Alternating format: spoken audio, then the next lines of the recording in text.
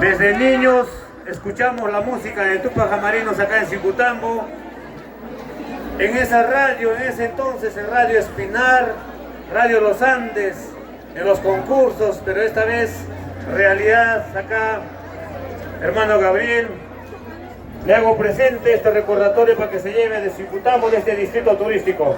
Muy aparte de lo cultural, nosotros queremos promocionar el distrito Cicutambo y que se vea en los vistas, en el ojo del mundo.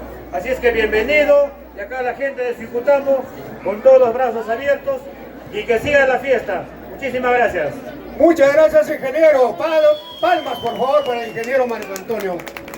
Muy amable, me llevo con mucho cariño y mucho aprecio, y sobre todo lo llevo en corazón a todo el pueblo espinarense, y en especial a Cicutambo. Ingeniero Marco Antonio, me gustaría sumar en usted con conocimientos, de repente, algún tema, y yo quisiera desearle suerte en su gestión. Chambee duro por nuestra gente, por nuestro pueblo y por nuestro Cicutambo. Así que, ¡trena por Cicutambo! ¡Hip! ¡Hip! ¡Hip! Muchas gracias, seguimos. Muy bien, muchas gracias. Una foto, por favor, con el ingeniero Marco Antonio. A ver, ahí está, un foto de recuerdo. Un fotito de recuerdo, gracias, ahí está.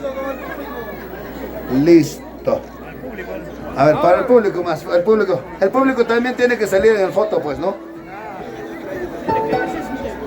De arriba, de arriba. De arriba, de arriba, de arriba.